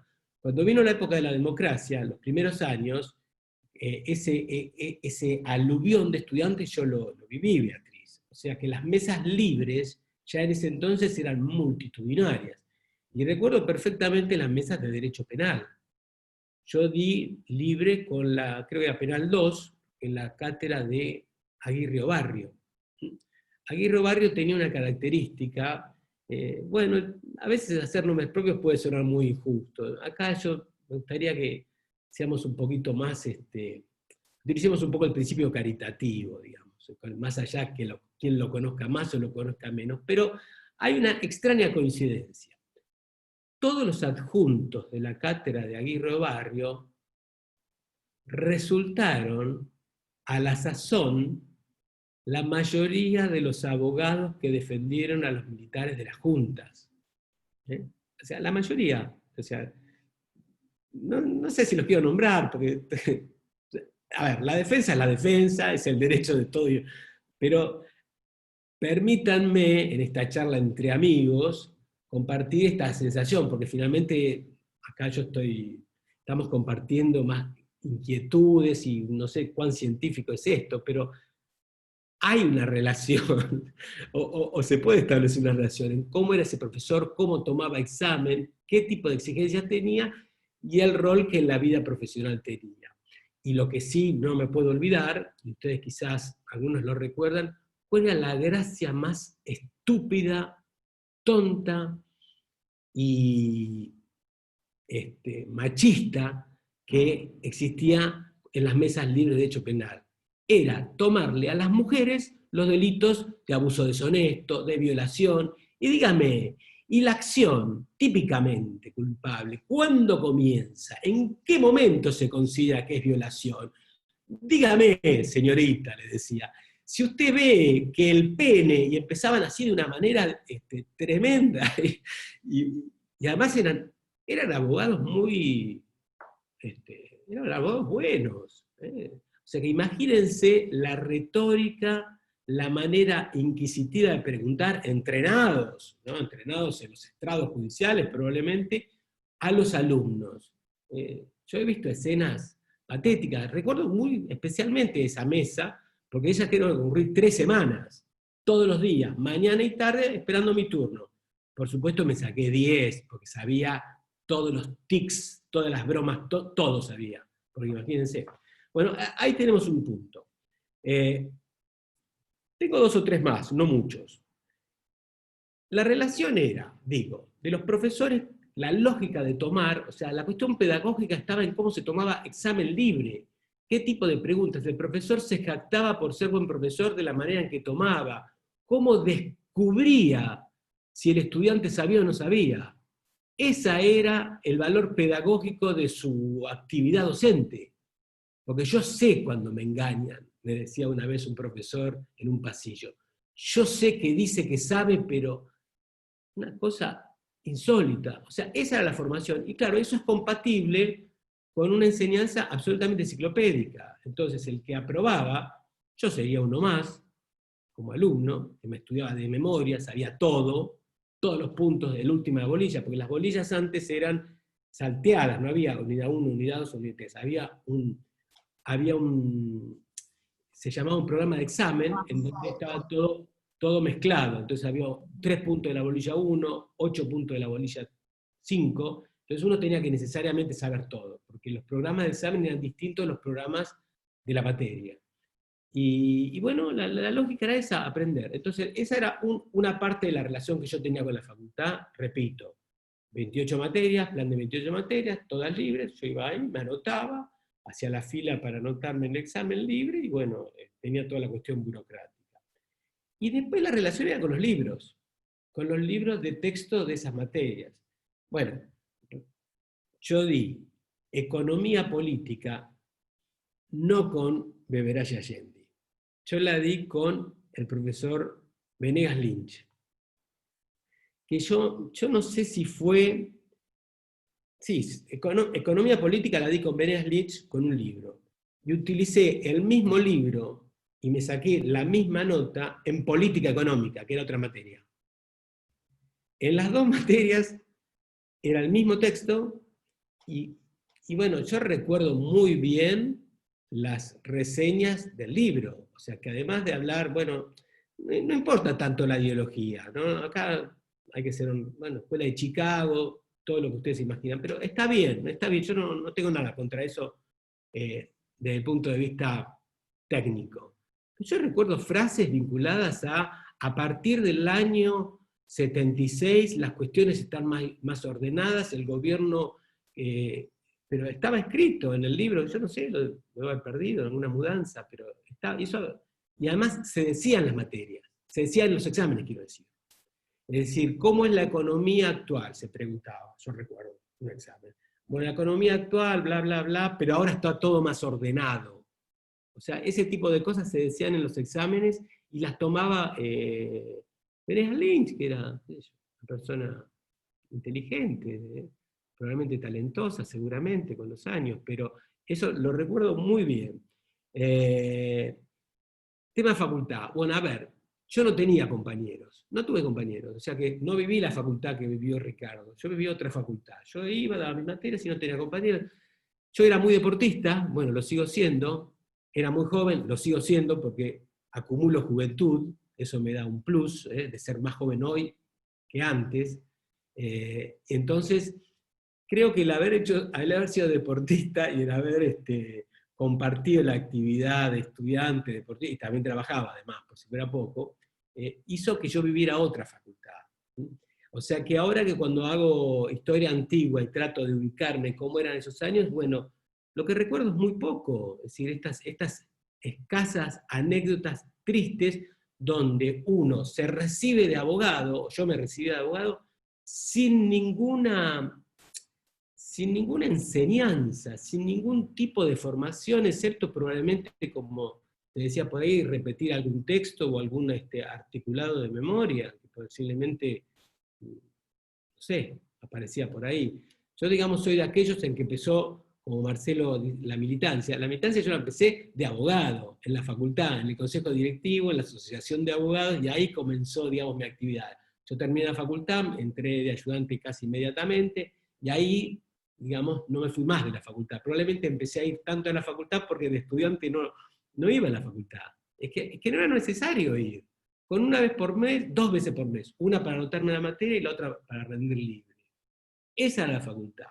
Creo yo que, bueno, no tengo mucho más así interesante que decir. Mis testimonios va por ese lado. Pero creo, sin embargo, ahora que estoy diciéndolo y que además me estoy escuchando, creo que ciertamente expresa, por lo menos, algo de lo que era la facultad en aquel entonces. Además de todas las otras facultades, estaba esta otra, del tipo que va, da libre, bueno, y recibía ocasionalmente. Por supuesto, puedo contar que a mí me tomaban en Derecho Constitucional proceso de reorganización nacional. ¿Qué es eso? Bueno, Revolución Argentina. Me acuerdo un profesor de Derecho Constitucional en una mesa libre, les conté, que yo iba y me escuchaba todos los exámenes. Y había un profesor, no recuerdo el nombre, era uno totalmente calvo, no puedo acordar el nombre, preguntaba exclusivamente los gobiernos de facto. Y en los gobiernos de facto preguntaba acerca de cuáles eran los estatutos, digamos así, pseudo-constitucionales, y entonces empezaba revolución libertadora, estatuto, no sé qué, Revolución Argentina, y culminaba el proceso de reorganización nacional. Y el tipo, el alumno, aprobaba derecho constitucional exhibiendo sus conocimientos en toda la doctrina de facto. Además se llamaba doctrina de facto, eso, bueno, nada del otro mundo. Pero la doctrina de facto expuesta no del demócrata constitucionalista que lo enseña en una parte de historia, sino doctrina de facto, algo así como, dígame cuál es la doctrina actual del derecho constitucional. Digamos, así se enseñaba. Bueno, se enseñaba. Así se tomaba examen. Porque, repito, mi testimonio va por este lado, que es el único que puedo dar, que es el único que viví. Bueno, nada, una especie de volver a vivir, pero yo creo que los que me están escuchando, que la mayoría son investigadores ahí del GEOJA, que estoy viendo a varios, sospecho que, bueno, ellos están en mejores condiciones de, digamos, elaborar algo metodológico que le dé quicio, que le dé entrada a todas estas ideas desarticuladas, o recuerdos, mejor dicho, relativamente desarticulados que compartí con ustedes. Bueno, muchas gracias.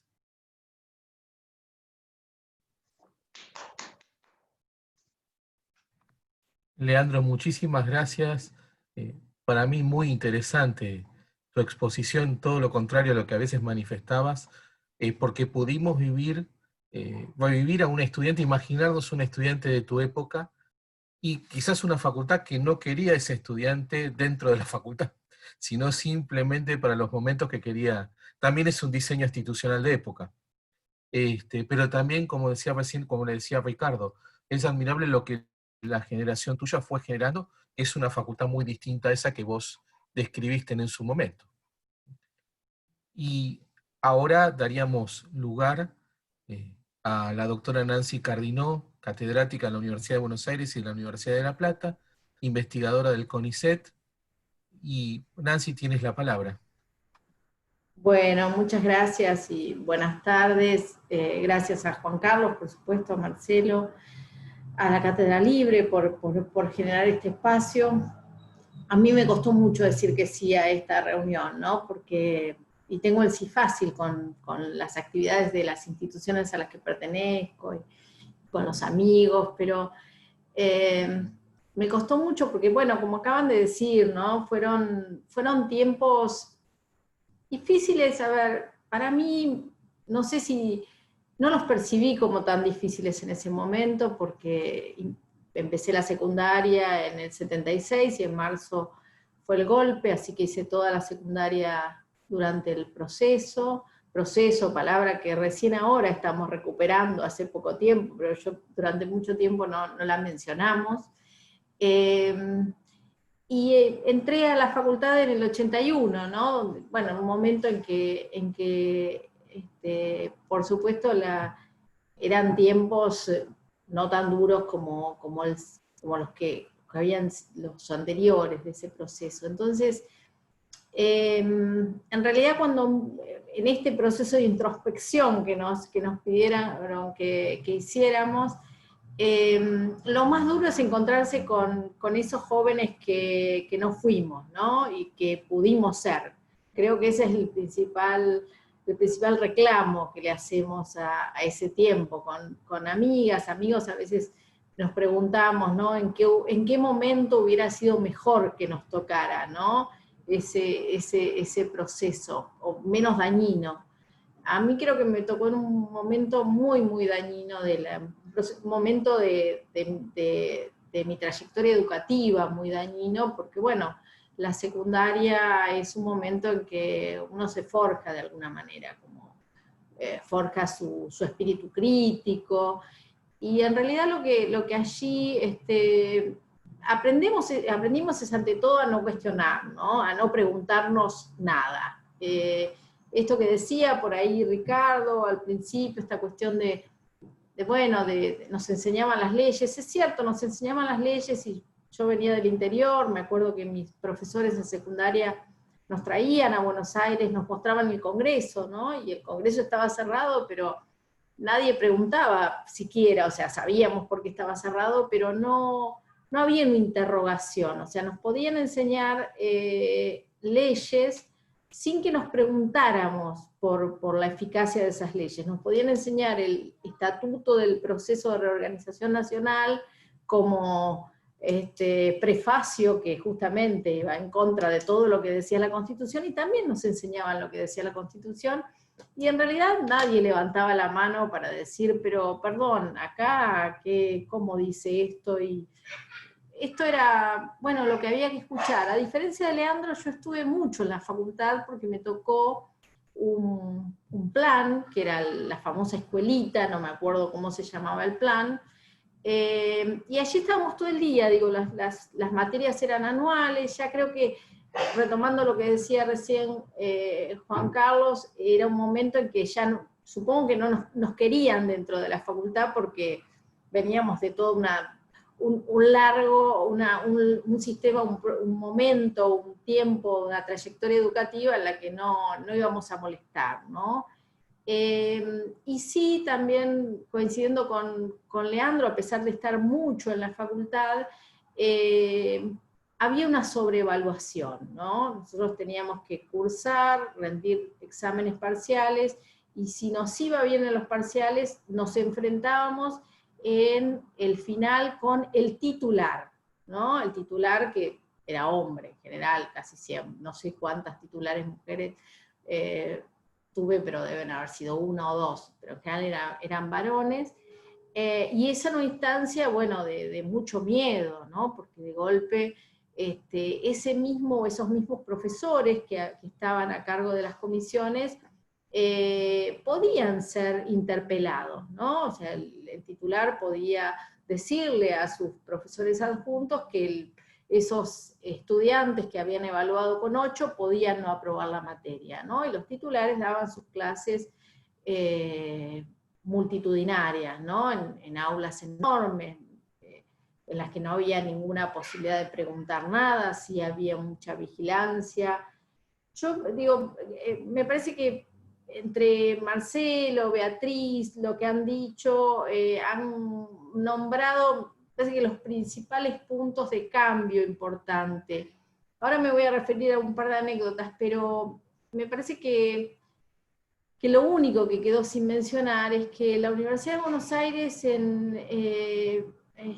con la recuperación de la democracia, produjo algo que tengo entendido también que institucionalmente es único en el mundo, y es esta reforma de todos sus planes de estudio. O sea, toda la universidad, todas las facultades de la universidad reformaron profundamente sus planes de estudio. Y esto es algo muy difícil, y yo diría que es solo posible en un momento en que se cree que el cambio y que los grandes cambios son posibles, en que el cambio está fuertemente legitimado, ¿no? Una reforma como la del plan de estudio, de ese plan 85, de ese plan nuevo todavía, que es nuevo de hecho, ¿no? Si miramos el concierto de los planes de las universidades nacionales, y de los planes de la carrera de abogacía de las universidades nacionales, ese plan sigue siendo nuevo, ¿no? Porque, bueno, la Universidad de Buenos Aires pudo darse, yo diría, que el lujo de modalizar un plan por la cantidad de estudiantes que tiene. En fin, me parece que ese es un dato muy, muy interesante de nuestra institución que no hay que dejar de mencionar. En ese momento, no sé si sigue pasando esto, tengo claro el ritual de egreso, pero no tengo claro cuál es el ritual de llegada a la facultad. Además está el ciclo básico, que forma parte de la carrera, pero en aquel momento, en el 81, año que, digo, algunas cosas interesantes pasaban en el mundo, llegaba Mitterrand a la presidencia en Francia, había unas cosas que festejábamos por allí en ese tiempo.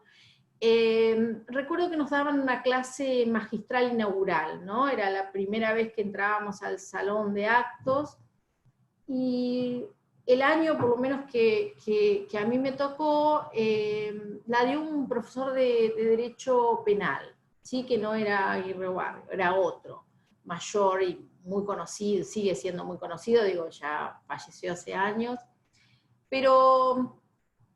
No, o sea, no recuerdo nada de lo que dijo. Sí recuerdo una parte pequeña de un fragmento de su discurso, y en ese fragmento nos dijo que si veníamos a la Facultad de Derecho pensando que como abogados íbamos a defender a pobres vírgenes violadas, teníamos que... era importante que aprendiéramos desde el inicio que lo que íbamos a, en todo caso, representar era prostitutas que discutían el precio de la prostitución. ¡Wow! ¿No? En momentos en que además, digo, ya la palabra prostituta era una palabra puesta allí muy... Pero fíjense, digo, no sé si de mis compañeros, alguien siguió Derecho Penal, pero ya claramente nos estaban indicando qué parte del derecho no teníamos que, o qué parte del derecho teníamos que, por lo menos dejar, o si entrábamos a ella, tenía que ser con una actitud muy cínica, en definitiva, ¿no? Entonces, ese fue el discurso de apertura, ¿no? El discurso de llegada. Y desde allí, bueno, cuando recién Beatriz hacía referencia, por supuesto que no había una perspectiva de género, nada de esto era, y sí, como decía Leandro, cuando se podía, molestar mujeres era una actividad que a los profesores sobre todo les gustaba mucho, y a las profesoras, tuve varias profesoras, pero también estaba creo que esa sensación entre muchas de las docentes de aquel momento, de haber llegado a esos lugares a pesar de ser mujeres, ¿no? Entonces, de alguna manera, aparecía no solamente la negación del género, sino esa concepción de, creo que le dicen en algunos casos, de reina madre o algo así, ¿no? O sea, esa noción de, bueno, yo llegué aquí y además cómo llegué, ¿no? Cómo llegué y cómo llegué hay que esforzarse más, ¿no? Si soy mujer y estoy aquí, eso es porque en definitiva soy como un hombre, ¿no? No había ninguna idea de feminismo de la diferencia por aquel momento. Entonces, parece interesante esa no, digo, no perspectiva de género, pero además esa concepción patriarcal fuerte, tanto entre los varones como entre las mujeres que eran docentes en aquel momento. Esa es una, digo, es una de las cosas que recuerdo, ¿no? Como muy, muy, muy impactantes. Fue una fiesta, fue un momento luminoso, como me acuerdo de una novela luminosa del Hebrero, pero fue un momento luminoso la apertura, ¿no? La llegada, la irrupción de la democracia, porque justamente estábamos en el lugar en el que todo pasaba, ¿no? En el que estaban pasando, como decía hoy Marcelo, los protagonistas estaban ahí, ¿sí? Eran los que llegaban, los que estaban, pero también por ahí estaban produciendo un cambio. Eso fue un tiempo en el que realmente fue, digo, todo lo que en todo caso pagamos ahí, recuperamos en esa instancia, ¿no? En la que teníamos que aprender una gramática institucional nueva, ¿no? Por supuesto, no se nos ocurría en ese momento que podíamos tener representantes como alumnos, digo, por supuesto que no había esa, como alumnos, como alumnas, no teníamos, digo, no, si la boleta que tirábamos para inscribirnos a un examen caía en las manos equivocadas, pues no estábamos inscritos y no había dónde reclamar, ¿no? Y en ese punto creo que entre empleados y empleadas también había una suerte de juego muy perverso en ese punto. Recién decía, bueno, la arbitrariedad, el mal humor eran propios de ese momento. No fue mencionado de pasada, pero era una universidad con ingreso restricto y muy restrictivo, y también arancelada. Arancelada, yo recuerdo que el arancel que se pagaba no era muy alto. Ignoro, creo que tampoco la universidad privada tenía aranceles muy altos en ese momento. Creo que todo el sistema que habían generado para cobrar el arancel finalmente le salió más caro que cobrar el arancel, no sé qué pasó, pero sí había también una limitante por ese lado. El ingreso para los que no veníamos de los colegios de la universidad, yo venía del interior, era especialmente no federal. ¿Por qué? Porque había un curso de un año que podían hacer quienes vivían en Buenos Aires, y quienes no vivíamos en Buenos Aires nos integrábamos en febrero, debe haber sido, y teníamos que como rendir todo, punto. También recuerdo historia de las instituciones como una materia terrible, ¿no? Terrible, digo, por lo que decían, el famoso texto ese enorme, sobre las comunidades, sobre los pueblos originarios, sobre una cantidad, digo, recuerdo algunas cosas que he leído por allí, pero también recuerdo que leíamos El rinoceronte de Ionesco, ¿no? Que es un texto revulsivo. Diría, ¿por qué? Esas cosas que uno dice, bueno, pero ¿por qué leíamos El rinoceronte de Ionesco? Yo tiendo a pensar que esas lecturas estaban allí como una suerte de prueba de que efectivamente no pasaba nada, ¿no? Podían darnos el rinoceronte y a nadie se le iba a ocurrir hacer alguna relación con la realidad, ¿no? Recuerdo dos textos del ingreso, ese y La historia de la cultura de Alfred Weber, que me costó mucho leer, pero que es un libro que lamento haber perdido, ¿no? Lamento años después. Creo que también lo debo haber perdido porque no quería nada de esa época, más allá del texto que me pareció bueno.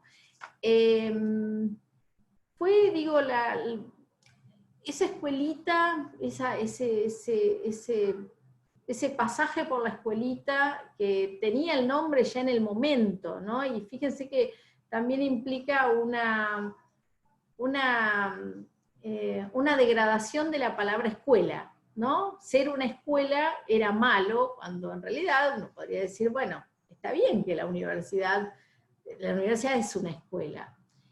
Y quería concentrarme en algo que pensé esta mañana, pero que nadie mencionó, y me parece interesante porque forma parte de la escenografía que vivíamos. La facultad estaba terriblemente sucia, y terriblemente desordenada, ¿no? Uno piensa, una institución, debe ser que tenemos tanta filmografía y tanta literatura sobre regímenes autoritarios que tendemos a pensar que son, que las instituciones, ¿no?, están como muy ordenaditas y muy limpias. Bueno, no, estaba terriblemente, era la peor época, me parece, del edificio en general de la facultad, ¿no? Y me parece que eso tenía que ver, y además todo estaba roto. Ustedes, no sé si, supongo que recuerdan que en Buenos Aires todo estaba roto, en la ciudad todo estaba roto, ¿no? Había que caminar cuadras y cuadras para encontrar un teléfono público que funcionara. No solamente porque estaba roto, digo, el aparato por alguna eventualidad, sino porque había sido roto, como los asientos de los colectivos, de los trenes, que también habían sido portajeados. Es decir, esa resistencia, de algún modo, que tardamos mucho, digo, en de alguna manera valorar esos espacios públicos, de que se pueda apreciar sin que, o en todo caso, apreciarlos y respetarlos sin que nos estuvieran vigilando, porque eso también era un dato, ¿no? Es decir, parecía que necesitábamos la vigilancia permanente. Por suerte no había cámaras en ese momento, pero cuando no nos vigilaban, quién sabe lo que éramos capaces de hacer. Y esa desconfianza era parte, digo, la relación docentes-estudiantes se supone que se debe basar en la confianza. Bueno, pues no, se basaba en la desconfianza, ¿no? Es decir, desde luego,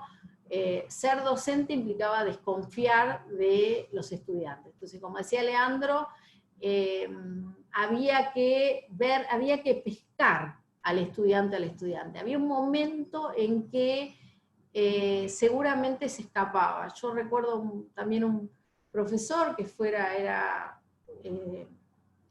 miembro de la corte, y recuerdo un examen que daba una amiga que era muy estudiosa y era realmente muy capaz, y le tomó un examen larguísimo, ¿no? Donde él buscó, le preguntó nimiedades, y al final le dijo, bueno, yo la voy a probar. No sé si le puso un 4, un 5, pero usted va a ser muy mala abogada, ¿no? O sea, algo le tenía que decir para herirla. O sea, yo no la pude encontrar.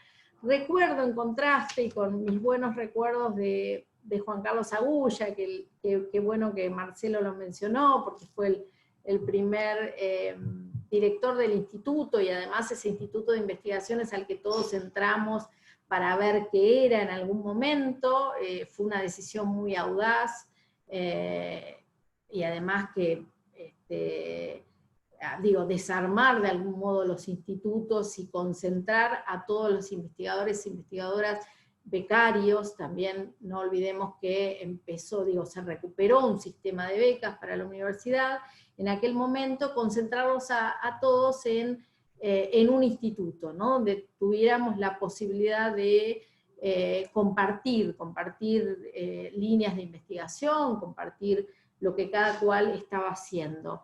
Y recuerdo que era la ayudante, ya graduada o recién graduada, más joven, y Agulla tomaba unos exámenes de horas, ¿no? Tomaba días y días exámenes libres, y me acuerdo siempre de algo que me dijo en un momento, porque, bueno, él tenía unas famosas tarjetas y los estudiantes tenían la posibilidad de hablar, básicamente hablaban, leían la tarjeta y exponían sobre esos temas, y era, bueno, muy fatigoso, porque eran, insisto, horas.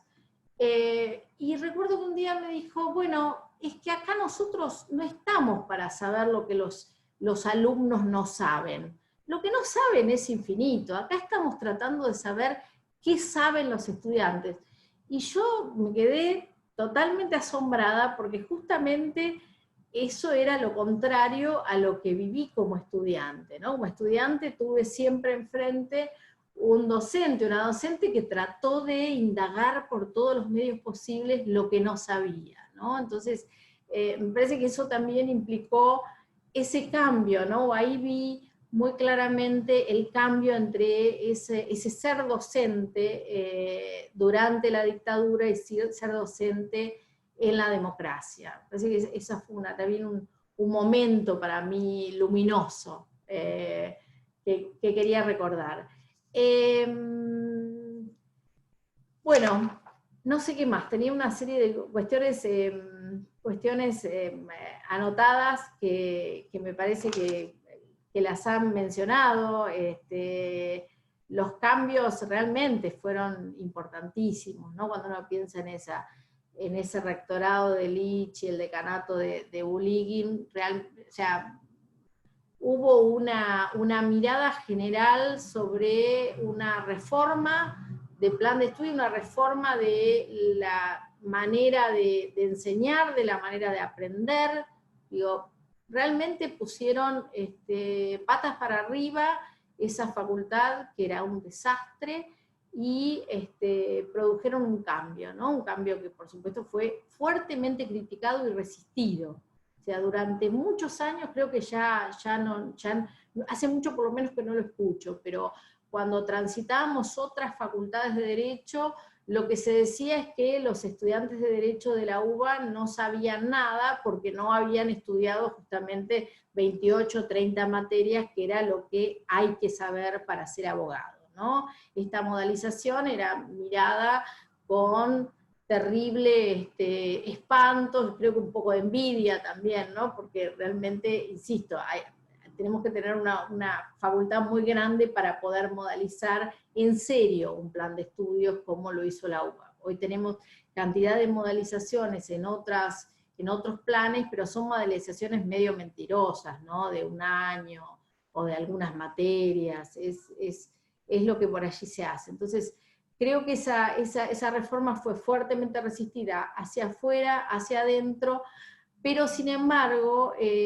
tanto la gente sobre todo de filosofía que la llevó adelante, y la gente de sociología que también apoyó, también, por supuesto que hubo de todas las materias, pero recuerdo la presencia de los filósofos de todas las líneas, ¿no? Porque uno podría decir, bueno, pero a ver, también la idea de los analíticos, estaba Nino, estaba Cueto Rúa, digamos, había un grupo importante de filósofos con muchísimo reconocimiento que vinieron a pensar ese plan de estudios y a fundamentarlo, y todavía son muy interesantes, es muy interesante leer esas fundamentaciones, ¿no? Así que me parece que ese fue un momento fantástico para estar allí, ¿no? Para pertenecer, y para querer seguir perteneciendo, ¿no? Creo que esos últimos años hicieron que decidiera quedarme allí. Para mí, digo, la facultad, o los años de facultad tienen mucho que ver con la llegada a Buenos Aires, ¿no? Y esa Buenos Aires a los 17 años es una maravilla. Y recuerdo mucho el tránsito desde el San Martín, que de todas maneras el San Martín era un foco cultural durante el proceso, las funciones de las 2 de la tarde de cine gratuito, por ejemplo, de la Lugones, y el tránsito posterior hacia el Rojas, ¿no? En esas veredas mucho se construyó del pasaje, ¿no? de la universidad de aquellos años. Así que, bueno, agradezco que me haya combinado prácticamente Juan Carlos a contar nada más que algunas memorias, algunos fragmentos de estas memorias que son dolorosas en la primera etapa, pero que, insisto, se vuelven muy, muy dulces cuando pienso en mi última etapa como estudiante de la facultad. Así que gracias, y gracias a quienes escucharon tan atentamente.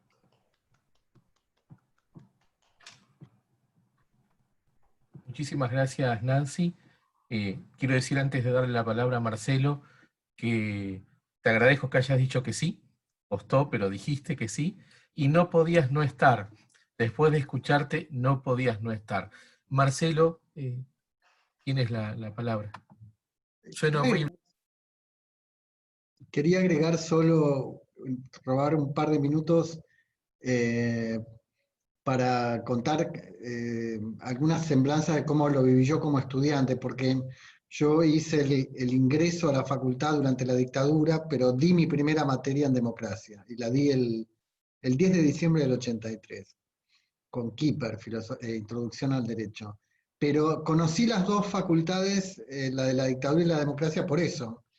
Recuerdo que la charla de bienvenida a la facultad en el salón de actos nos la dio un profesor que se llamaba Roberto Brie, que lo googleé hace un rato, y era un personaje importantísimo en el CONICET, y tenía institutos. Después terminó procesado por manejo de fondos, porque muchos institutos del CONICET en esa época eran, bueno, había mucha deshonestidad, ¿no? Y yo me acuerdo que él en esa charla de bienvenida nos dijo: les van a decir que el corporativismo es malo, pero no les hagan caso, es una cosa muy buena. Entonces yo me acuerdo, 40 años después todavía no me olvido de eso. Y había un profesor, que fue uno de los profesores echados por juicio académico, que era Beberaggi Allende, que enseñaba economía, y ese era nazi, abiertamente nazi. Sí, y invitaba a los estudiantes judíos a que se fueran de esos cursos. Eso era muy, muy oscura, esa parte de la facultad. Yo ingresé a la facultad, o sea, atravesé el curso de ingreso y saqué un puntaje bastante alto, estaba contento, etc. Al mismo tiempo que ingresé al ejército, que fui sorteado para el ejército.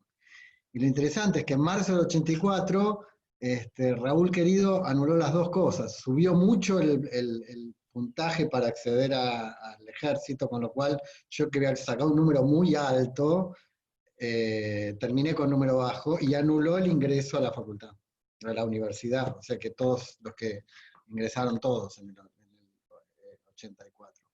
Y eso fue un paso de la noche al día. Aunque yo era muy chico, se veía de la noche al día. Yo me acuerdo que, esto lo describió bien Ricardo, la filosofía de los cursos del ingreso era tremendamente, era un naturalismo reaccionario.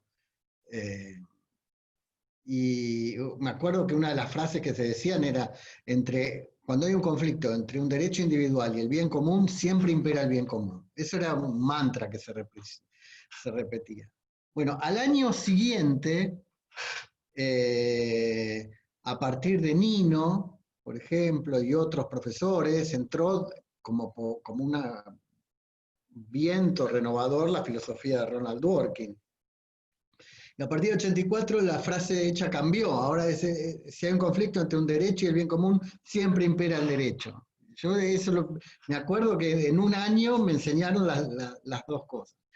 Pero de tener profesores muy reaccionarios pasé en el año 84 a tenerlo a Nino dando filosofía, Francisco de Lich, que era el rector, daba un curso de sociología del derecho, Carlos Floria enseñaba Derecho Político, Banossi, que era una cátedra progresista en aquella época de Derecho Constitucional. Así que realmente sí, más allá de que los cambios llevaron unos años, la facultad fue la noche y el día en el año 84.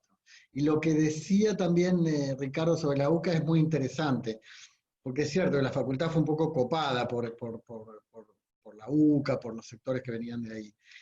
Y cuando se aprueba el plan nuevo y se hacen los nuevos concursos, la UBA se fue a la UCA. Y de hecho con la misma estructura. Y cuando se habla de la escuelita, que la escuelita era porque uno cursaba siempre con el mismo grupo.